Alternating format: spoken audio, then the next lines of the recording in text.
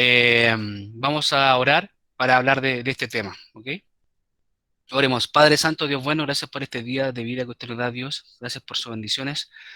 Te ruego que usted bendiga esta enseñanza, que sea usted quien hable a nuestras vidas, a nuestros corazones, y que lo que aprendamos este día podamos también ponerlo en práctica, Padre amado, para edificación de la iglesia. Es decir, que no sea solamente para nuestra vida, sino también para la vida de nuestros hermanos, Señor. Y también incluso para aquellas personas que no conocen a Cristo, que también podamos, a través de esta enseñanza, tener herramientas, Señor, para guiar al inconverso, Dios Santo. Te ruego para que usted también nos ayude con las palabras que toquemos, Señor. Es un tema complejo, un tema delicado, pero es un tema que hay que tratar, Señor. Como iglesia tenemos que tratar este tipo de asuntos que son tan relevantes incluso el día de hoy. Te pido por esto, Padre amado, para que usted nos guíe. En el nombre de Jesús, oramos. Amén. Bien. A través de esta plataforma no se ve eh, lo que se está presentando. O sea, yo no veo a nadie, pero así que ustedes, si alguien quiere hablar, me avisa. Si es que algo pasa, me cuentan, ¿ya? Porque capaz que esté una hora acá hablando solo y nadie esté escuchando. Bueno, vamos a hablar acerca de la depresión y la Biblia. Este término depresión es un término no tan antiguo, sin embargo, los síntomas y signos de los cuales habla la depresión son muy antiquísimos. Eh, no es algo nuevo. Antes se le llamaba incluso la enfermedad de la melancolía y ya creo que hace un siglo aproximadamente se empezó a llamar depresión. La depresión, acá estoy usando una definición, mm, fue como una fusión de definiciones, hay muchos tipos de definiciones, pero podríamos decir que la depresión es un estado de ánimo deprimido, ¿sí? Tristeza y o disminución importante del interés o del placer por todas o casi todas las actividades en la mayor parte del día, casi todos los días. Entonces hablamos de depresión cuando este periodo de tristeza o de pena es constante y se prolonga, ¿sí? Por un tiempo.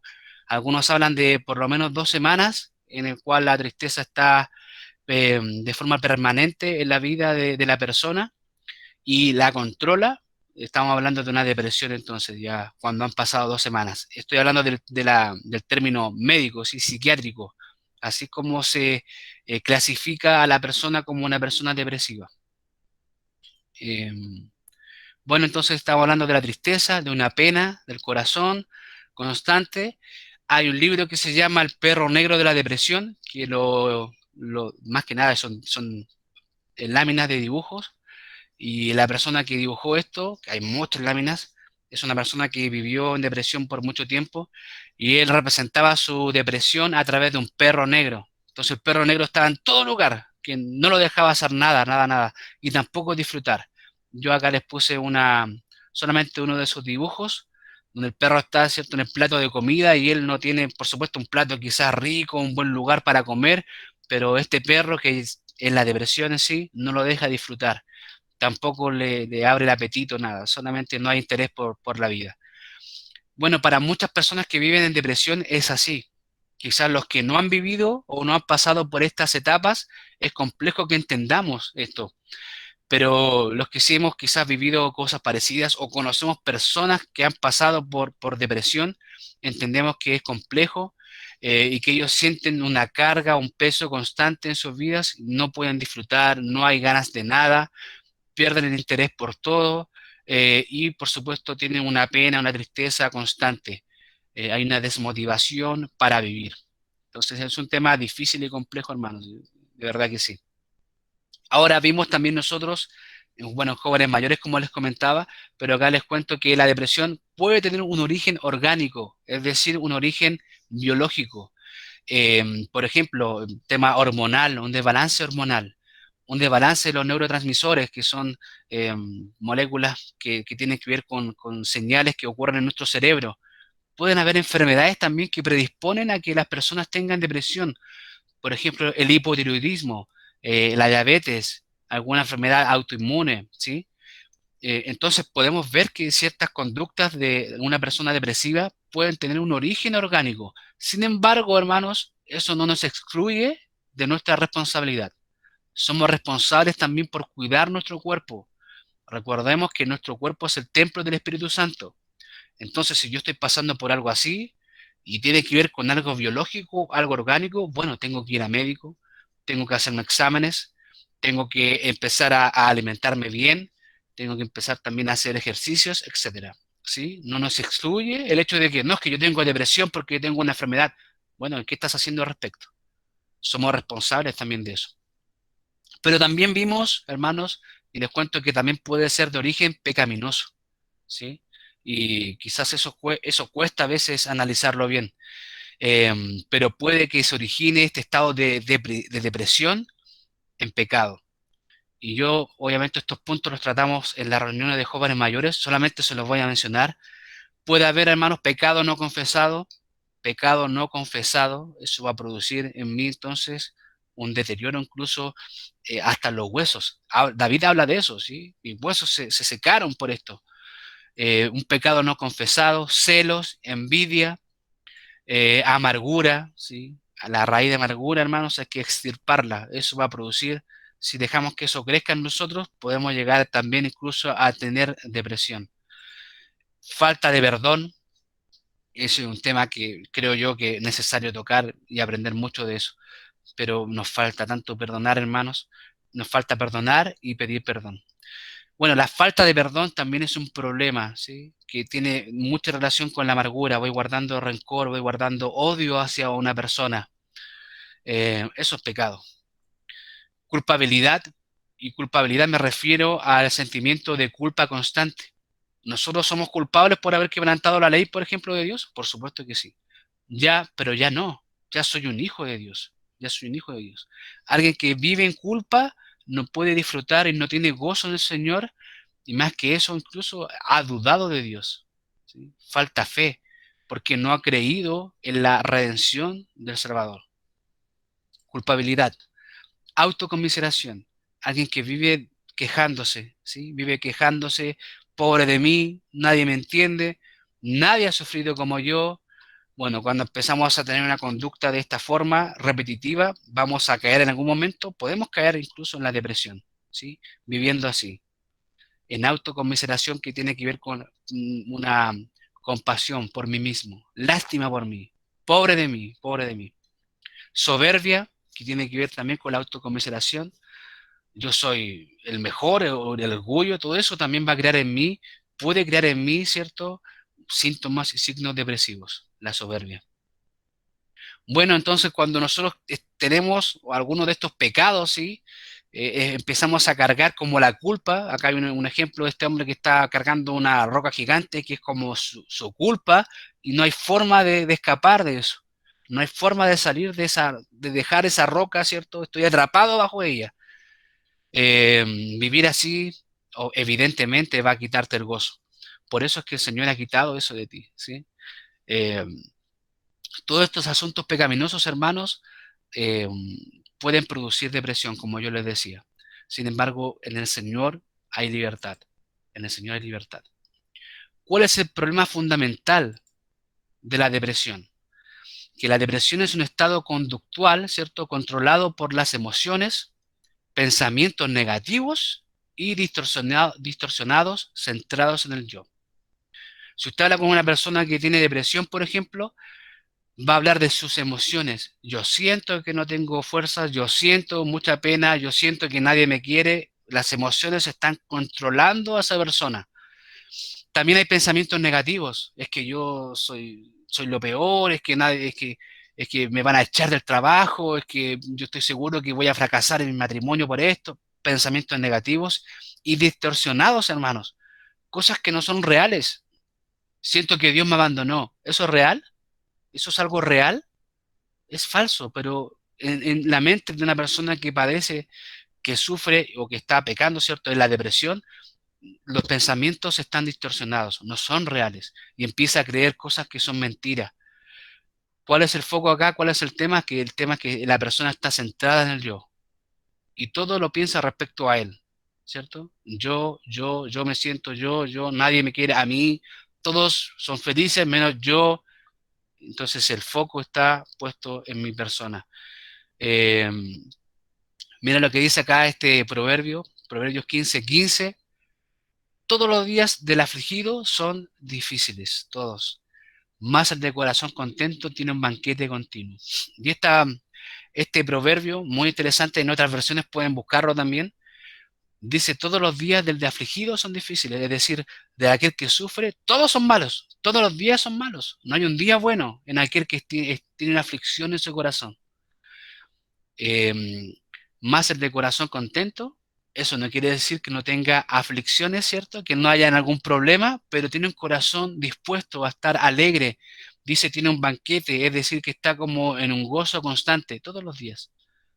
Independiente de la circunstancia, entonces, el que tiene un corazón dispuesto en gozarse en el Señor, hermanos, no va a caer, ¿cierto?, en este tema de aflicción constante, ni va a tener un pensamiento pesimista como las personas que están en depresión, que todos los días son malos, todos los días van de mal en peor. Sigamos con el problema fundamental. Cuando ocurre esto, ¿cierto? Cuando el tema de la depresión está centrado en mí, ¿qué ocurre? Esto se traduce en una pérdida prolongada, ¿sí?, de la comunión con Dios y con el prójimo. Cuando yo me empiezo a encerrar en mis problemas, en mi dolor, me empiezo a alejar de Dios y me empiezo a alejar también del prójimo. ¿Se dan cuenta que eso es pecado? Nosotros tenemos que amar a Dios con toda nuestra fuerza, tenemos que amar al prójimo. Pero cuando empezamos a encerrarnos en nuestro dolor y nuestro sufrimiento, nos empezamos a alejar de Dios y del prójimo. Y estamos pecando. Ese es el problema fundamental de la depresión, que es un estado, ¿cierto?, complejo, pero en el cual estamos desobedeciendo a Dios. Y esta pregunta se ha hecho muchas veces y hay que responderla bíblicamente, ¿cierto? ¿Se puede decir entonces que la depresión es un pecado? ¿Sí? Si esto ocurre, lo es. ¿Sí? Estamos hablando de un estado que se ha alejado de Dios, ¿sí? Una forma de vida ajena a Dios. Ojo que estamos hablando de la depresión cuando se origina en el pecado. Ahora, si hay un origen orgánico, eh, puede ser también que en un principio no sea culpa mía lo que está pasando, pero tú en algún momento ya tienes que ser responsable de tomar decisiones, ¿sí? Y de controlar tus emociones. Bien, entonces ahí vimos a un hombre que tiene que ver con el ego. Recuerden esto, la depresión es un estado en el cual el foco está puesto en mí mismo, en mi ser. Mira Proverbios 19:3, dice, la insensatez del hombre tuerce su camino y luego contra Jehová se irrita su corazón. Eh, ¿Qué ocurre cuando nosotros empezamos a pensar cosas que no son reales? Empezamos a creer en cosas que son de mentira, empezamos también a tomar decisiones incorrectas. Es decir, nuestro camino se empieza a desviar del camino del Señor. Y después, ¿qué pasa cuando pasa algo malo o cuando las cosas empeoran? Contra Dios, ¿cierto? Es tu culpa, Dios. Y mi corazón se irrita contra Él. Tú fuiste culpable, ¿por qué permitiste? ¿Por qué dejaste? ¿Por qué me castigas así? Bueno, eso ocurre cuando el hombre empieza a desviarse del camino. Eh, un punto que quiero tratar con ustedes es las circunstancias, ¿sí? Las situaciones que ocurren. Hay muchas cosas que pueden pasar, hermanos. Vimos que la depresión puede tener un origen orgánico o también pecaminoso, pero a veces hay ciertas cosas o situaciones que son ambientales, externas, de las cuales yo probablemente no soy culpable, ¿sí? Y que viene a mi vida, me golpea. Bueno, ¿qué pasa ahí? ¿Qué pasa con eso? Ejemplo, un terremoto, ¿sí? Una enfermedad, una muerte, la pérdida de un ser querido. Yo no esperaba que eso pasara. Eh, ¿Podrían producir un estado de depresión estas cosas? Podría, ¿sí? Podría ser. Si muere un familiar o alguien que yo aprecio mucho o está en una enfermedad difícil y compleja, bueno, a mí me va a doler y esto podría producir en mí un estado de depresión. Ahora, la pregunta es, ¿se justifica la depresión? No. Podría ser que eso produzca un estado de depresión, pero no debe ser así, ¿sí? Eh, ¿Qué otra cosa importante en cuanto a las circunstancias que nos rodean? Cuando tenemos tribulación, tenemos aflicción, tengo que buscar a Dios ante todo en oración y preguntarme, ¿esto es acaso disciplina? Probablemente puede ser que me haya alejado de Dios, que haya desobedecido a Dios y Dios me está disciplinando. Como un buen padre que ama a su hijo, me disciplina. Bueno, si esta circunstancia de disciplina, obviamente no es para que yo caiga en depresión, sino que yo corrija, ¿cierto?, la conducta y pueda restaurar mi relación con Dios, mi relación con mis hermanos. Bueno, es disciplina, tengo que hacer eso. O puede ser también una prueba, ¿sí? Una prueba. Si es una prueba, también tengo que responder bíblicamente a eso.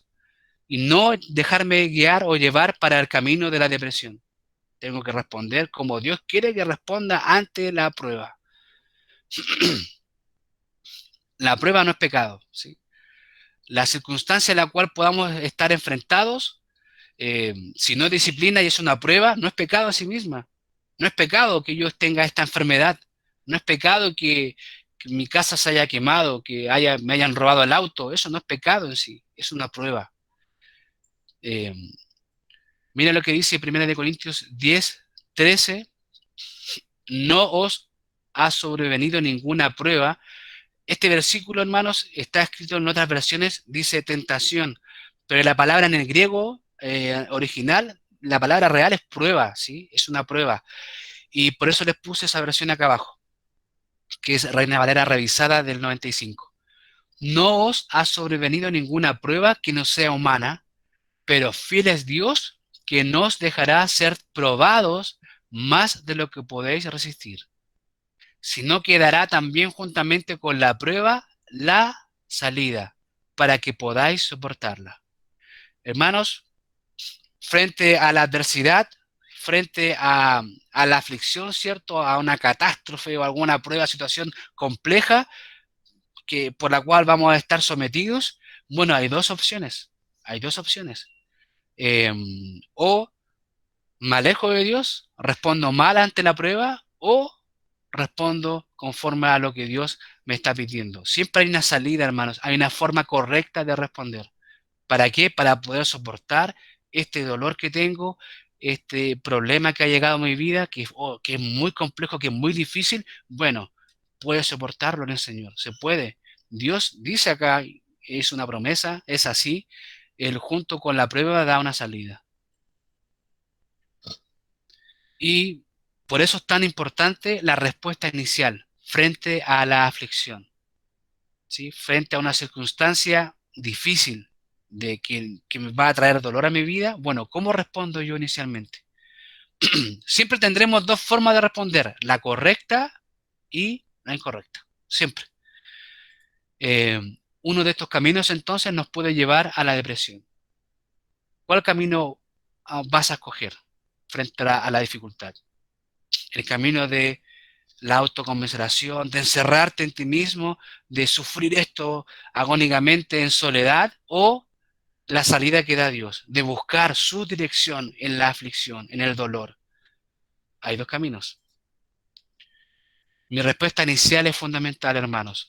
Hay un consejero bien conocido, famoso, que se llama Jane Addams, y él habla del espiral cíclico descendente. Dice que se origina en una mala respuesta inicial frente a la adversidad. Entonces, eso tiene que ver con mi primera respuesta frente a este problema grande. ¿Cómo yo respondo? Si yo respondo mal, entonces probablemente la segunda respuesta también va a ser peor que esta, y así, de forma cíclica, en espiral. Acá yo puse una foto de mi casa. No tengo ni segundo piso, pero hay una escalera, ¿cierto?, que va bajando en espiral. ¿Ven la dirección de esto? Esto es como, imagínense, no sé si ustedes ven el mouse, esta flechita que tengo acá yo en blanco, pero ustedes están acá y sufren algún problema grande, de repentino. Bueno, si ustedes responden de forma inadecuada, por ejemplo, una queja contra Dios, bueno, ¿saben qué? Yo ya dejé de leer la Biblia. Eso es un escalón. Después voy a ir bajando. Dejé de orar, dejé de hablar con mis hermanos, dejé de congregarme, eh, ya no confío en Dios, ya me estoy alejando de Dios y me voy encerrando en mí mismo. Se dan dando cuenta cómo es que voy bajando esta espiral hasta llegar a un punto, un punto incluso en este caso del ejemplo depresivo, alejado de Dios, encerrado en mí mismo, voy bajando. A eso se refiere Jay Adams. Si yo voy respondiendo mal, cada respuesta que voy dando en pecado, hermanos, me va alejando más de Dios y me voy sumergiendo más en la depresión, en la pena, en la soledad, ¿sí? En esta sensación de que nadie me quiere, de que estoy solo enfrentando este problema.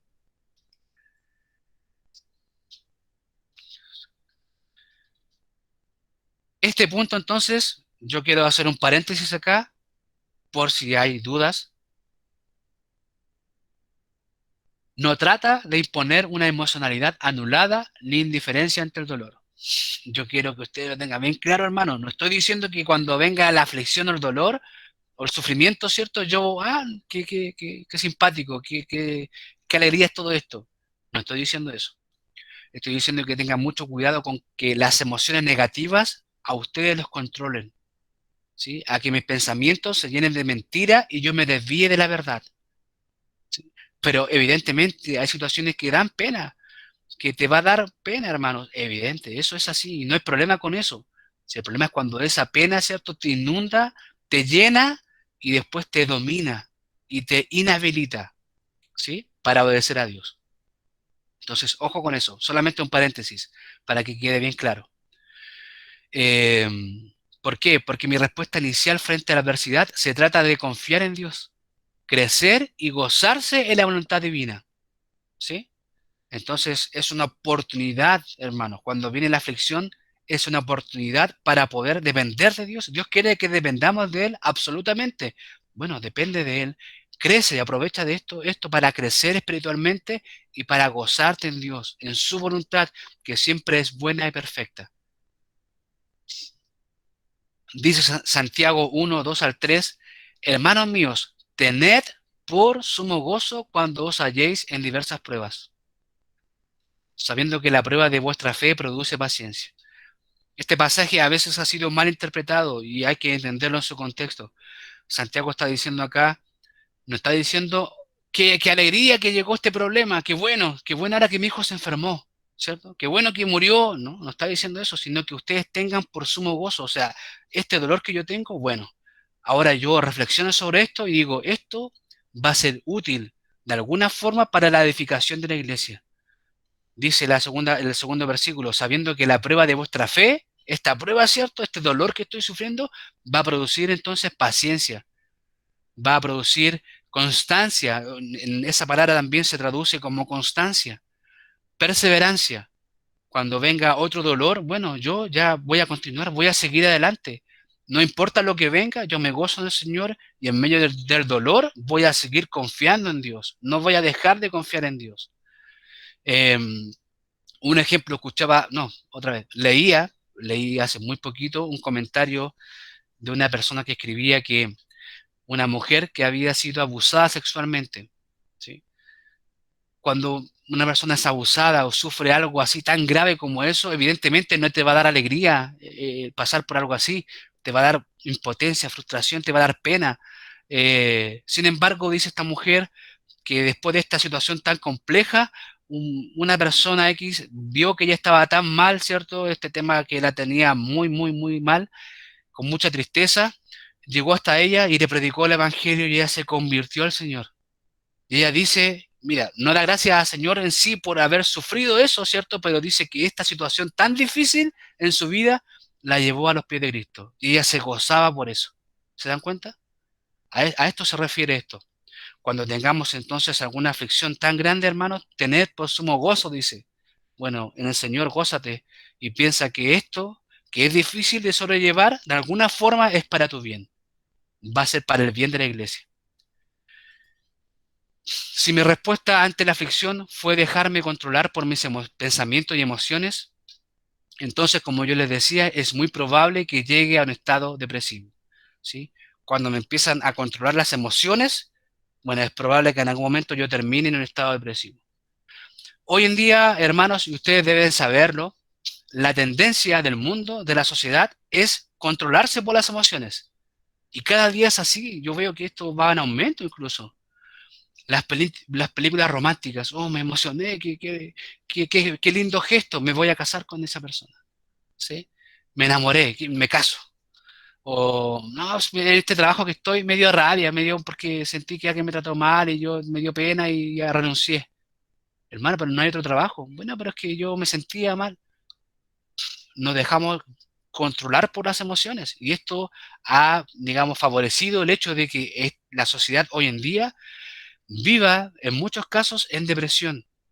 La depresión ha aumentado de una forma exponencial, hermano. De verdad que es un tema muy, muy, muy difícil de sobrellevar. Es un tema de salud pública, sobre todo ahora con el tema de la pandemia. Dicen que las consultas han aumentado un 30% y probablemente después las consultas, perdón, en salud mental. Probablemente después de que termine esto de la pandemia, haya mucha repercusión en cuanto a la salud mental, ¿sí? Mucho, mucho estrés, mucha crisis de pánico, muchas fobias, eh, mucha depresión, mucha ansiedad. Entonces es un tema, ¿sí? Es un tema. ¿Por qué? Porque nosotros permitimos a veces que las emociones nos controlen. Y eso es un error. Prevención. Ahora, la pregunta es, ¿yo puedo prevenir la depresión? Acá dice, ¿puedo prevenir una desgracia? ¿Puedo yo prevenir un terremoto? Bueno, es imposible, ¿cierto? Es imposible que yo prevenga una desgracia. Sin embargo, yo puedo prevenir la depresión. Dice acá, ¿puedo prevenir una desgracia? No, pero puedes estar preparado para cuando se presente. Y es lo que tenemos que hacer como cristianos, estar siempre vigilando, ¿cierto? Estar atentos, siempre preveyendo, ¿cierto? Que venga alguna situación compleja, estar ahí como vigías, ¿sí? Estar preparado. Eso es lo que tenemos que, y yo puedo prevenir entonces, hermano, quizás no un problema grande, quizás no una desgracia. Hace poco en la casa de nuestro hermano Martín casi se quema, ¿cierto? Él podía prevenir eso, no podía prevenirlo, pero podemos estar preparados para alguna situación así. Bueno, eso también va de la mano con el tema de la depresión. ¿Puedo yo evitar la depresión? Por supuesto que sí. ¿Qué hay que tener claro, hermanos? El sufrimiento es parte de la vida del ser humano. Mateo 5:45, ¿cierto? Dios hace llover sobre buenos y malos. Usted donde mire va a haber sufrimiento y dolor, porque es parte de la vida del ser humano, producto del pecado, ¿cierto? En el huerto del Edén. Eso trajo esas consecuencias en la vida del ser humano. ¿Cuál? El hecho de que haya dolor y sufrimiento. Entonces el sufrimiento es parte de la vida del ser humano. Ahora también, hermanos, quiero decirle, también el sufrimiento es parte de la vida del cristiano. Si alguien de ustedes, yo espero que no, se acercó a Dios para no sufrir más, para dejar de sentir dolor, bueno, se equivocó, es un error, porque parte de la vida del cristiano eh, es dolor y sufrimiento. Es parte de nuestro caminar con el Señor. Dice este pasaje, bendito sea el Dios y Padre de nuestro Señor Jesucristo, Padre de misericordias y Dios de toda consolación. Esto lo está escribiendo Pablo, el cual nos consuela en todas nuestras tribulaciones. ¿Te das cuenta que es parte de, para que podamos también nosotros consolar a los que están en cualquier tribulación, por medio de la consolación con que nosotros somos consolados por Dios? Mira, acá incluso nos da un propósito, Pablo. Pablo está diciendo, nosotros hemos sufrido mucho, pero Dios nos consuela. ¿Para qué? Para que nosotros también podamos consolar a otro cuando esté sufriendo, cuando esté pasando por tribulación. Porque de la manera que abundan en nosotros las aflicciones de Cristo, así abunda también por el mismo Cristo nuestra consolación. Así como nosotros, cierto, que seguimos los caminos del Señor, vamos a sufrir también como Cristo sufrió el rechazo, el oprobio, ¿sí? Eh, que alguien se aleje de nosotros, muchas veces quizás algunos nos van a traicionar de alguna forma. Bueno, Cristo pasó por eso, pero también en Cristo hay consolación. El Señor consuela nuestro corazón. Recordemos que el Espíritu Santo es consolador. Él nos consuela, hermanos.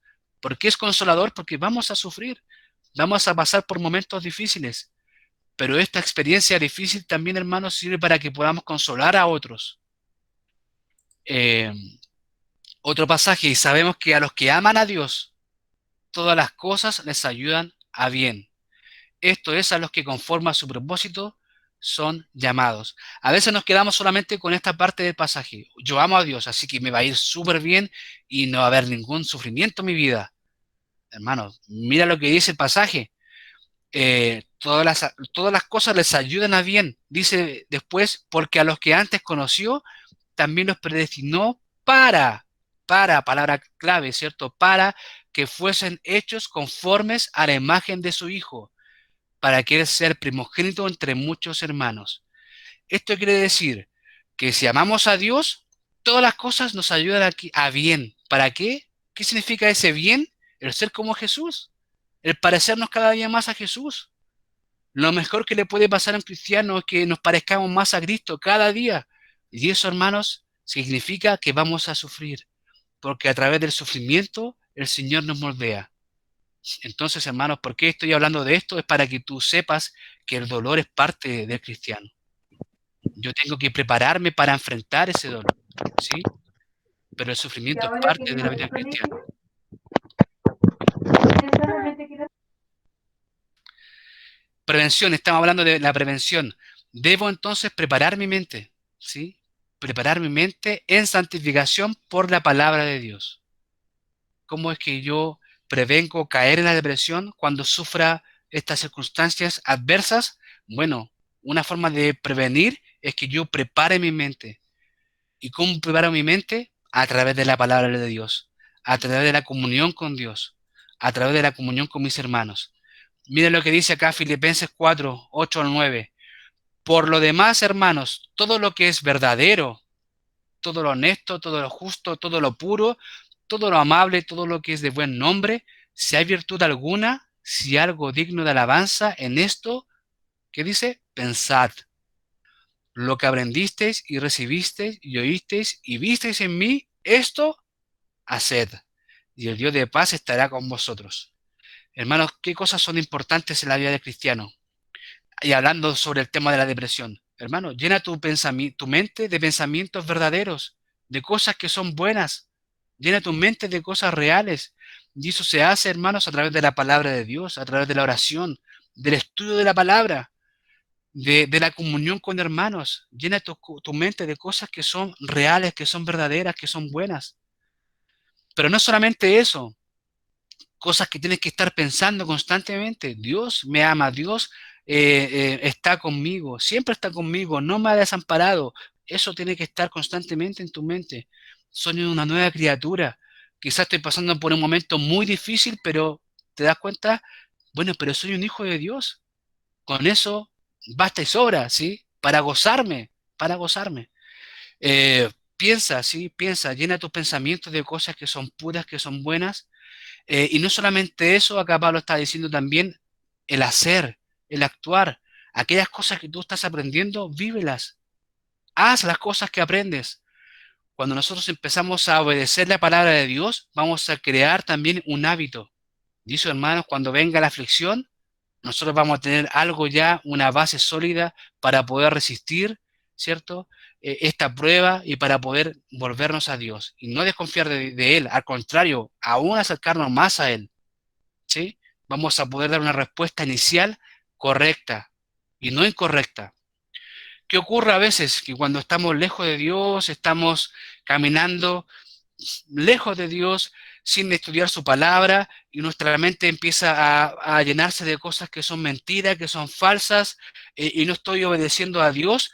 Bueno, va a llegar la aflicción, ¿y cómo me va a pillar parado frente a la aflicción, esta prueba? O esta disciplina, lo que sea, quizás me va a pillar mal parado y yo me voy a alejar de Dios y puedo terminar en un estado de depresión, ¿sí? Entonces la depresión se puede prevenir. ¿Cómo? Llenando tu mente, que tu mente ya esté llena de cosas verdaderas y también tu forma de vida, tu conducta, haciendo lo que es bueno, lo que es verdadero. Y acá hay un ejemplo que quiero compartir con ustedes y este punto se llama la ejecución. El cristiano puede evitar llegar a la depresión. Y el siguiente ejemplo nos da, ¿cierto?, una idea de los fundamentos que tiene la vida cristiana. Les voy a pedir que vayan a Segunda de Corintios, capítulo 4. Creo que acá está el pasaje en todo caso. Pero quiero que vayan a este pasaje donde Pablo nos cuenta algunas cosas por las cuales tuvo que pasar. Segunda de Corintios capítulo 4 y el versículo 6. Segunda de Corintios 4, 6. Dice, porque Dios que mandó que de las tinieblas resplandeciese la luz, es el que resplandeció en nuestros corazones, para la iluminación del conocimiento de la gloria de Dios en la faz de Jesucristo. Se dan cuenta, acá está Pablo hablando del mismo evangelio. Él permitió que en nuestro corazón nosotros pudiéramos ver esta luz gloriosa del Señor a través del evangelio. Antes en oscuridad, pero ahora en luz. Versículo 7. Pero tenemos este tesoro en vasos de barro, para que la excelencia del poder sea de Dios y no de nosotros. Mira qué interesante esta porción de la escritura. Esos vasos de barro son vasijas de barro, que son, hermanos, en el tiempo en el cual hablaba Pablo, no eran vasijas caras, eran frágiles. Y sabes que nuestro cuerpo es frágil, pero también nuestra mente es frágil. Sin embargo, Dios ha puesto en nosotros, ¿cierto?, el mensaje del Evangelio. Eh, este tesoro del cual habla acá, en el contexto está hablando del mensaje del Evangelio. Nosotros lo llevamos dentro de nosotros, el mensaje del Evangelio, un tesoro precioso, invaluable, dentro de nuestra fragilidad, ¿sí? Dice, para que la excelencia del poder sea de Dios y no de nosotros. Y en el original, esta idea de excelencia del poder tiene que ver con la calidad del poder de Dios, un poder extraordinario, ¿sí? Eh, ¿Cómo podemos ver que es extraordinario? Comparándonos con nuestra vida o nuestra mente, ¿sí? Somos frágiles, pero sin embargo, Dios tiene un poder extraordinario. Y ese tesoro precioso está en nosotros. Ahora Pablo sigue. Dice el versículo 8, que estamos atribulados en todo, mas no angustiados. Mira lo que está contando Pablo. Él tiene una misión clara de predicar el Evangelio y eso le ha costado mucho, ¿sí? Un costo alto. Él dice que ha sido que él, y se suma, ¿cierto?, a sus compañeros, hemos sido atribulados.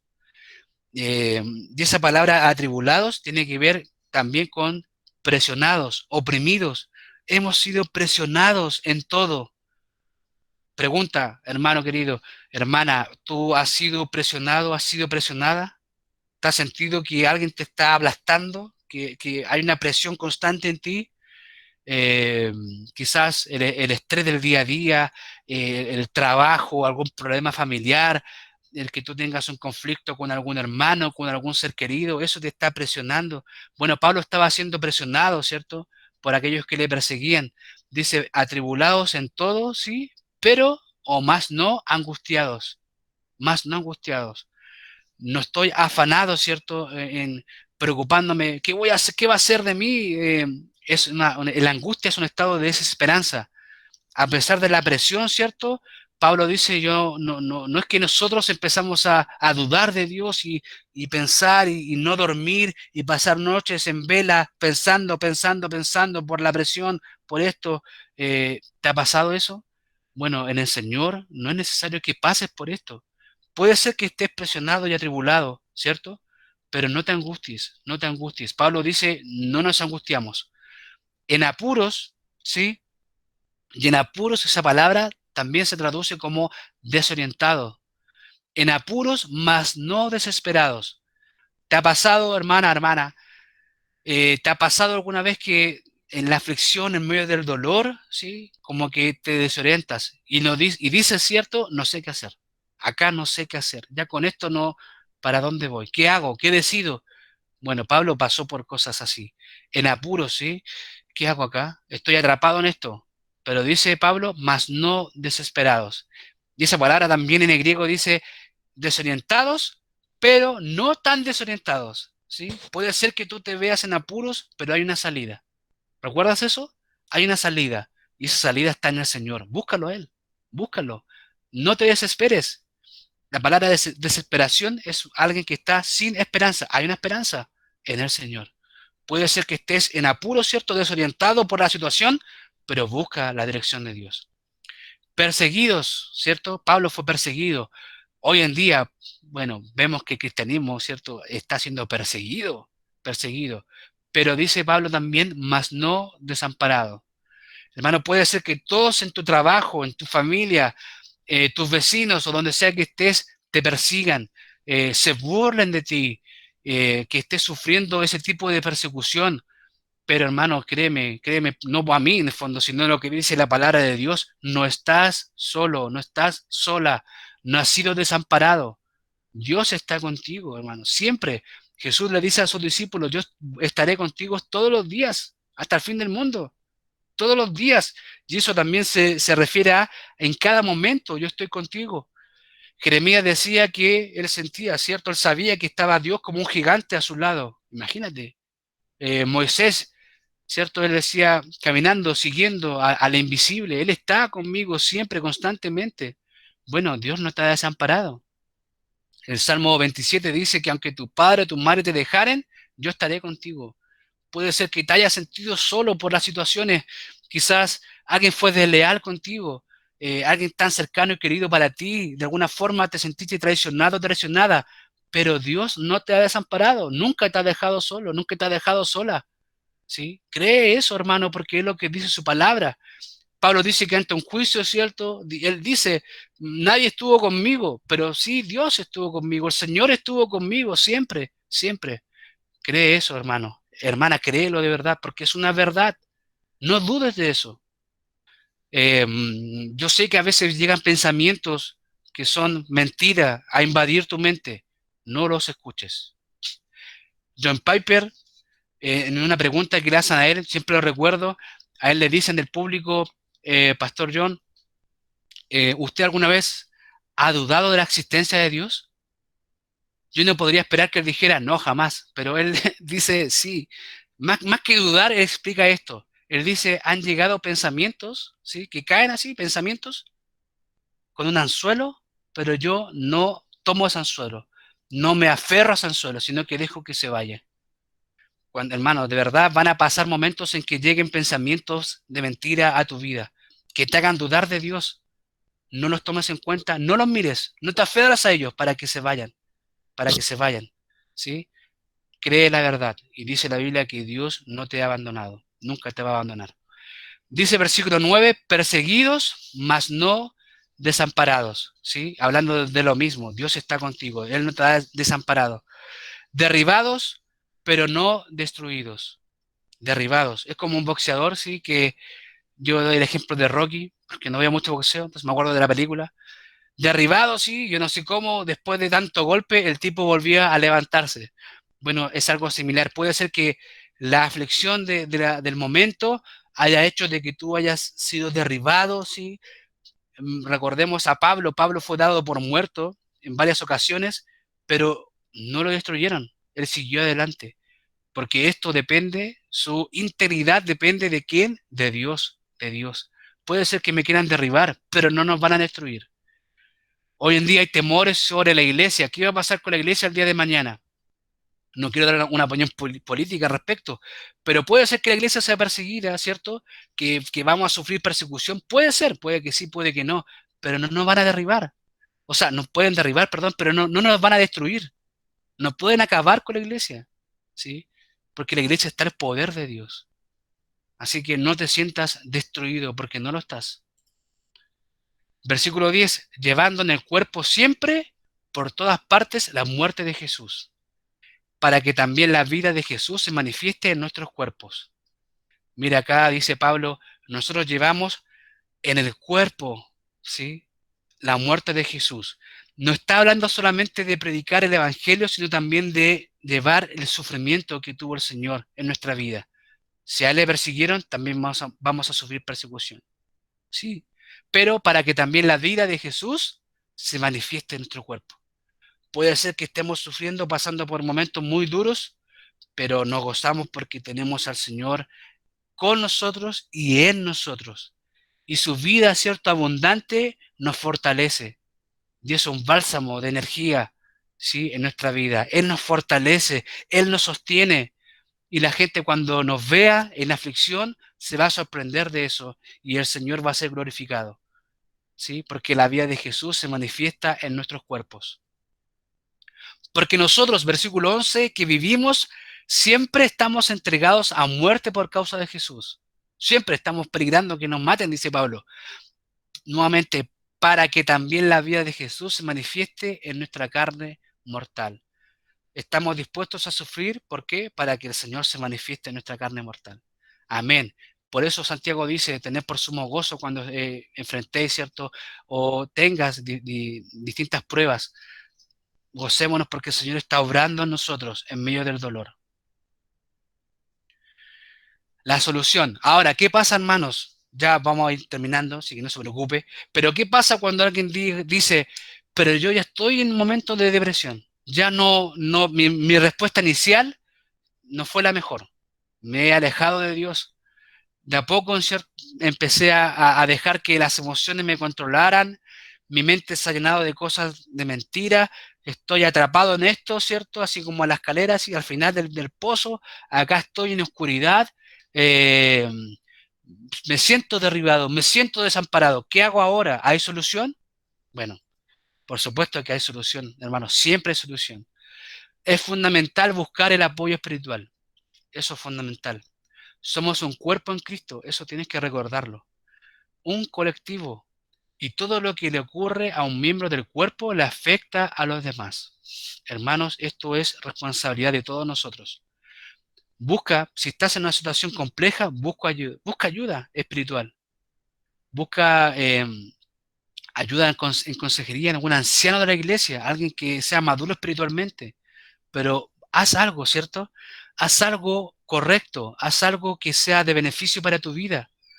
Eh, Hay algunas tendencias psiquiátricas que ante la inmovilidad de la depresión, muévete, haz algo. Entonces, eh, sale a correr, qué sé yo. Bueno, está bien hacer cosas, ¿cierto? El dejar el statu quo, ¿cierto? De inhabilidad, pero busca al Señor, ¿sí? Si vas a hacer algo, parte buscando al Señor en oración. Puede ser que no tengas ganas de orar, bueno, tienes que orar. Tienes que orar, tienes que hacerlo, muévete. Puede ser que no te quieras levantar de la cama, levántate, sin pensarlo, levántate de la cama. ¿Sí? Ponte en pie y ora y busca al Señor. Es importante, hermanos, buscar el apoyo espiritual. La solución requiere moverse, como yo les decía recién, salir del statu quo y volverse a Dios, volverse a Dios. Es necesaria la consejería bíblica. Si estamos pasando por un proceso de depresión, hermanos, necesitas apoyo, apoyo. Busca quizá el pastor, ¿cierto? Consejería en el pastor o en otro hermano, pero necesitas entonces buscar el apoyo espiritual, volver a alimentarte, ¿sí? Porque has pasado por un tiempo de sequía, un tiempo de hambre espiritual. Necesitas empezar a comer de la palabra de Dios. Mira lo que dice acá Jay Adams, habla también del espiral cíclico ascendente. ¿Recuerdas que era el otro descendente? Bueno, también hay otro ascendente. Eh, es un proceso, son pasos graduales que se deben dar en fe a la luz de la palabra de Dios. Hay que entender esto, hermanos. A veces nosotros somos súper severos con las personas que están pasando por depresión, pero hay que entender que es un proceso. Moverse ya, pero eso no significa que se me quitó la depresión. Me empiezo a mover, pero es un proceso. Tengo que empezar a caminar nuevamente con el Señor. Eh, y esos primeros pasos quizás van a costar. Así como alguien que pasa mucho tiempo acostado, que el cuerpo se tuye, ¿cierto? Que le cuesta moverlo, bueno, de a poquito nuevamente empieza a moverlo, va a empezar a doler un poco, pero tienes que hacerlo. Tienes que volver a comer, alimentarte del Señor.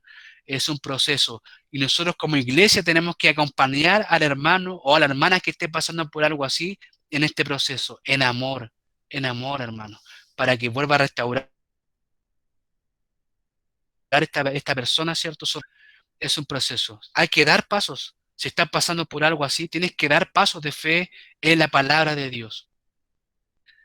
Y acá está la misma fotito, pero con la flecha, ¿cierto? Al revés, en otra dirección, en otro sentido. Desde abajo, entonces, empieza a tomar decisiones, a moverte y a tomar decisiones correctas, ¿sí? En obediencia a Dios. Entonces vas a salir de acá, de, de- de la penumbra, ¿sí? De lo más profundo de la cueva, sí, vas a empezar a salir, a emerger para nuevamente estar bien con el Señor en tu relación con Dios. O sea, hermanos, si tú estás pasando por algo, un proceso depresivo, hay esperanza, hermano. No creas que se acabó, al contrario, hay esperanza. Mira lo que dice el Salmo 42, versículo 1 al 2. Después léelo, por supuesto, completo. Dice, está hablando David, como el siervo brama, ¿sí? Eh, Se queja, ¿cierto? Llora, ruega por las corrientes de las aguas, así clama por ti, oh Dios, el alma mía. Mi alma tiene sed de Dios, del Dios vivo. Hasta ahí, quiero que comprendan lo que está diciendo perdón, David. David está diciendo, yo tengo sed de Dios, mi alma está clamando dentro de mí. O sea, David está reconociendo que ha estado lejos de Dios, ¿te das cuenta? Necesito de Él, así como un siervo está muriendo de sed, necesita de las corrientes de las aguas. David está diciendo, yo necesito de Dios, de Dios. Pero mira con lo que termina este versículo 2. ¿Cuándo vendré y me presentaré delante de Dios? Hermano, no es que Dios se haya alejado de ti, sino que tú te has alejado de Dios. Y Pablo está hablando consigo, perdón, David nuevamente, David está hablando consigo mismo y dice, ¿cuándo vendré? No cuando Dios vendrá, sino cuando yo, cuando yo voy a ir a Dios. ¿Hasta cuándo voy a esperar? ¿Cuánto? ¿Cuánto tiempo va a pasar para yo presentarme otra vez delante de Dios? Tengo esta necesidad tremenda en mi ser. ¿Por qué no me acerco a Dios ahora? Hermano, nuevamente, si estás pasando por algo así, ¿por qué esperas a hundirte más? Busca a Dios ahora. Reflexiona, así como David lo está haciendo en este salmo. ¿Cuándo vendré? ¿Cuándo irás entonces ante Dios? ¿Cuándo? Versículo 3. Fueron mis lágrimas mi pan de día y de noche. David estaba contando un proceso, sí, depresivo también.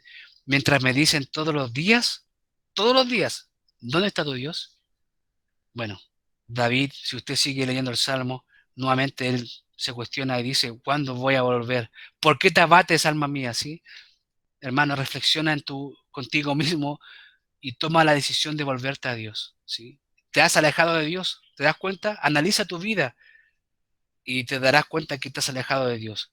Y Dios te está esperando para que tú vuelvas a Él. Vuelve al Señor. Tu alma tiene sed de Dios. Vuélvete a Él. Versículo 5, el que les decía, ¿por qué te abates, oh alma mía, y te turbo dentro de mí? Espera en Dios, porque aún he de alabarle, salvación mía y Dios mío. Espera, eso está diciendo, mi esperanza está ¿en quién? En Dios. Mi esperanza está en Dios. Y tengo que alabar a Dios, tengo que hacerlo. ¿Te das cuenta que cuando hay un estado depresivo, tú no estás alabando a Dios? ¿No estás dándole gracias a Dios? Estás en un estado de rebeldía contra Dios. Bueno, vuélvete a Dios, vuélvete, porque tienes que alabar al Señor. ¿Sí? Él merece toda la honra y toda la gloria. Tu esperanza está en Él. Vuélvete a Él, piénsalo, piénsalo, piensa la verdad. No llenes tu mente de cosas que son mentiras. Vuélvete a Él, hermano.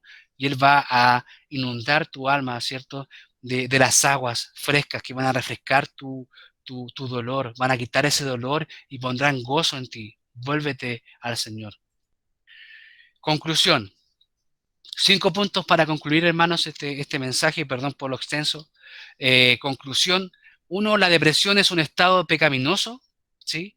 Porque no se ama a Dios ni al prójimo, sino que el foco de la atención está centrado en el yo. Por eso es que es pecado la depresión, ¿sí? ¿Por qué es pecado la depresión? Excluyendo la depresión orgánica, sí, ya hablamos de ese tema, pero ¿por qué es pecado cuando estoy deprimido y cuando eh, estoy, cierto, sin ganas de hacer nada, desinteresado, con una pena constante? ¿Por qué es pecado? Porque me estoy alejando de Dios y me estoy alejando del prójimo, ¿sí? Y mi foco está puesto en mí. Eso es egocentrismo, ¿sí? Es egocentrismo. Dos, es posible prevenir la depresión, incluso en aquellos que son más propensos a padecerla. Yo sé, hermanos, de hecho han hecho estudios sobre la genética y hay personas que tienen más predisposición a padecer depresión, ¿sí? Incluso también se ha visto que en familiares, por ejemplo, si mi abuelo fue depresivo, mi papá fue depresivo, también puede ser que yo tienda a ser depresivo. eso no justifica que yo sea depresivo, ¿sí? Aún así, yo puedo prevenir la depresión, puedo prevenir. Si usted sabe y reconoce que usted tiende a estar en estados de depresión o estas crisis a veces personales que usted tiene, si usted sabe que yo tiendo a deprimirme con facilidad, prevenga entonces, prevenga, tenga mucho cuidado para no caer en un estado de depresión. Se puede prevenir. Tres, las circunstancias no son las que llevan a un cristiano a tener depresión, sino que son las respuestas que da frente a estas circunstancias. ¿Sí? Entonces recuerde también esto, cómo yo voy a responder frente a la aflicción, frente a la adversidad, correctamente o de forma incorrecta. Cuatro, el cristiano debe buscar apoyo espiritual cuando esté en aflicción. Hermano, es nuestra responsabilidad buscar apoyo espiritual. No vivas solo tu dolor porque no estamos solos, porque somos miembros los unos de los otros, dice la palabra del Señor. Y cuando uno está llorando, ¿cierto? Todos lloramos con él. Y cuando uno se goza, nos gozamos con él también. Somos un cuerpo, ¿sí? Y tú tienes que entenderlo. Si tú te encierras en ti mismo, estás pecando también. Tienes que compartir con los hermanos. Quizás el dolor en sí no vas a estar publicando a todo el mundo lo que está pasando contigo, pero busca el apoyo espiritual. Busca el apoyo espiritual, hermano, en el pastor, en hermanos maduros en la fe. Busca el apoyo, ¿sí? No vivas solo este tiempo de dolor, de aflicción. Y cinco, la depresión tiene solución, pero esta solución solo, ¿sí? Solo está en Cristo y en los medios de la gracia de Dios, ¿sí? El mundo puede ofrecer respuestas a la depresión. De hecho, lo conversamos hace poquito en cuanto a la psiquiatría. Hay depresión que tiene que ver con carácter orgánico, pero cuando la gente va al psiquiatra, muy pocas veces piden exámenes, ¿sí? Sobre eso, sino que piden exámenes para saber si hay otra enfermedad, pero no para ver si hay déficit de neurotransmisores, hay un problema hormonal, ¿no? Conversan contigo y te dan una terapia, te dan medicamentos, etcétera. Pero eso en el fondo es cambiar la perspectiva del mismo problema nomás, pero la depresión continúa, ¿sí? Bueno, la solución real solamente está en Cristo, solamente está en el Señor y en los medios que Él ha dado para esto. Así que busca al Señor, hermano, es lo mejor. Eh, Bien, con esto terminamos y quiero concluir con un momento de oración, hermanos, para continuar con la reunión.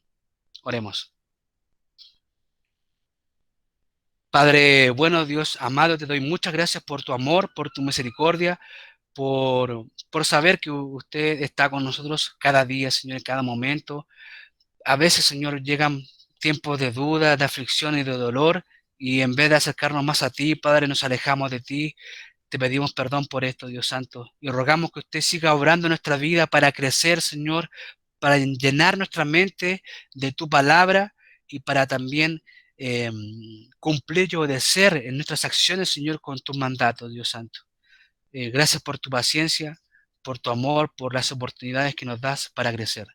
Te ruego también por los hermanos que están pasando quizás por momentos de depresión, por momentos de dolor, que usted también les bendiga, Señor, que usted pueda fortalecer sus corazones y poner en ellos también, Padre amado, el deseo, Señor, de obedecerte, de volverse a ti, Señor. Rogamos también que como iglesia estemos orando por ellos, estemos orando, la verdad, unos por otros, Dios, eh, dependiendo de ti, Señor Santo, preocupándonos por los demás también, estar atentos si alguien está pasando por algún dolor o está pasando por algún estado depresivo, Señor, para poder ayudar a nuestros hermanos, Dios Santo, para poder ser parte también de la solución. Te ruego por esto, te doy gracias nuevamente porque usted es un Dios muy bueno, Dios Santo, porque encontramos tanto de este tema en la Escritura para tener claridad sobre esto, Señor, y saber cómo actuar. Bendiga, Señor, nuestra iglesia. Rogamos, Padre amado, para que tengamos gozo en ti, para que nos gocemos cada día más en tu palabra, en santidad, que sintamos el gozo que usted nos da y que también lo vivamos, Señor. Vivamos con gozo, para que el mundo vea, Señor, que nos gozamos en medio del dolor y de la aflicción, nos gozamos porque somos hijos tuyos, porque Cristo nos ha salvado y somos nuevas criaturas. Te pido por todo esto, lloramos en nombre de Jesús. Amén.